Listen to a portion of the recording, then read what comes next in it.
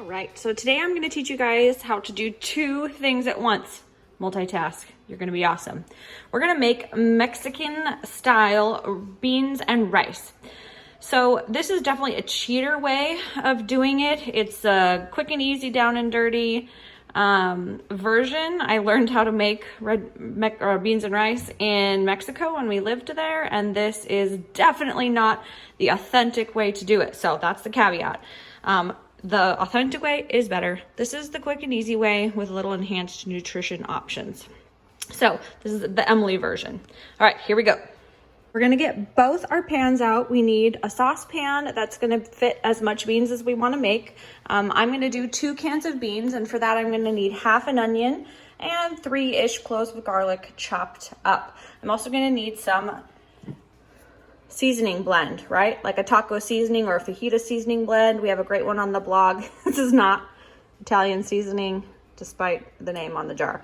So you'll need some of that. Homemade is really the most inexpensive and, you know, way to avoid fillers and silicone dioxide or whatever else they're putting in it. Definitely prefer organic beans because they're not going to have that EDTA. This is one of the few things, if I'm going to cheat and not make things from scratch, this is the one I feel pretty good about. I have lots of videos on soaking beans and using them for cooking. That's going to be the least expensive and most healthful way, especially because you can soak it with some kombu and get all fancy with that. So for my beans, I needed about a tablespoon or so of my fat, right?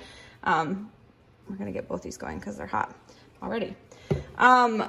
This is a great time if you do dairy to add grass-fed butter instead of avocado oil. It really enhances the flavor and gives it more of that fat, like lard and things like that are often added to Mexican beans and rice, which really makes them taste amazing. So we're gonna saute up the onions and garlic, half and half, right? 1 in each. Onions first, 1 to 2 minutes. Then we'll add the garlic just until it gets aromatic. And then from there, I have a little secret. I'll let you in on it after this.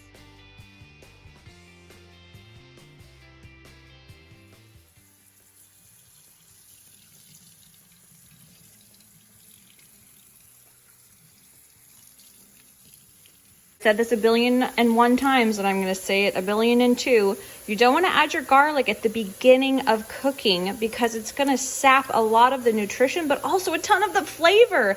So add your garlic towards the end. It only needs half a minute to a minute to become aromatic and take that bite out. Minute if it's high heat, or more like 30 seconds if you're like really going for it.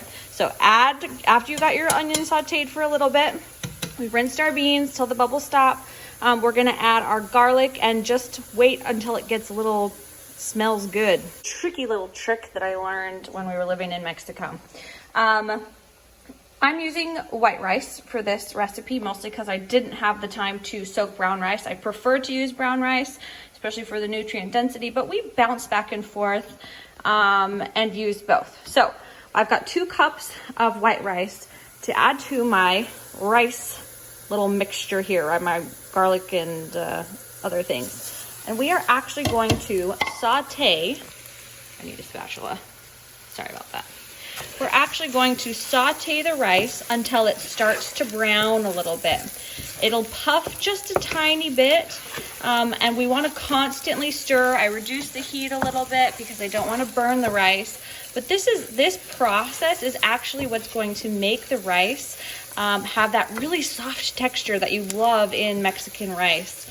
That extra, it just adds a little bit of something. So we're going to saute this until it starts to puff up a little bit. And then we're actually going to add straight to the pan our water. So this particular rice requires 2 cups or my ratio is 2 cups of liquid per cup of rice. And so what I have done, this is the cheater part, right? Because the authentic way would be to create a mixture of spices, including cumin and chili powder, probably some oregano, and actually create a seasoning blend, and then also use some either tomato sauce or tomato paste to kind of create that reddish acidic part of the dish. I have used 3.5 cups, or actually 3.25 cups of water, and 3/4 of a cup, 3.25 cup of water, and 3/4 cup of salsa. Now we buy nice salsa that doesn't have really any additives or sugar in it. It's organic ingredients, and so this is where the flavor, besides the onion and garlic, right, and I've added a pinch of salt each time I've added something new, is really going to come from in this dish. Kind of was the quick and easy step. I didn't have to get any seasonings out. You could absolutely use the taco seasoning mix, but the tomato and the acid from that, and just having a little bit of texture, because it's like a chunky salsa, is really going to make the dish pop. And it's super, super easy to do with whatever you've got lying around.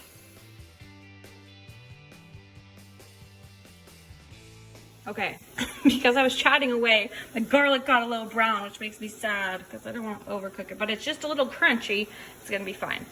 So the hack in this is that we're basically using pre-mixed taco mix that we've made ahead of time in a big batch, and so we don't even really have to think about it. We're using canned beans, which really takes a ton of prep time out of it. We're preferencing the organic. And basically all we're gonna do is chuck the rinsed beans in here with a little bit of liquid. They need a little bit of something to soften them up so they can actually simmer in something. It just depends on the texture you want. If you want really just whole beans, you're gonna add them to a salad or a burrito bowl or something like that. You just need a tiny bit of liquid. If you wanna add them to more like you want them to be kind of soupy beans that you can spread easily on tacos or things like that, you're gonna add a little more. This is one of the stages that you can add broth if you want, especially a homemade broth, both to the rice and to the beans instead of water.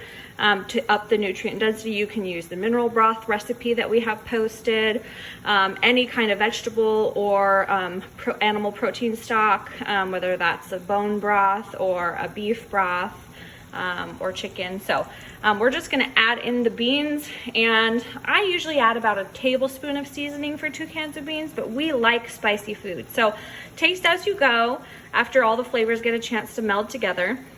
And then our rice is gonna cook just as long as it needs to until all the liquid is soaked up, usually about 20 minutes. And then this is just gonna be on low. We just want them to be low. We don't want anything to stick to the bottom. We just need the flavors to melt together. The beans are already cooked. And if you want them a little softer, then you add more liquid.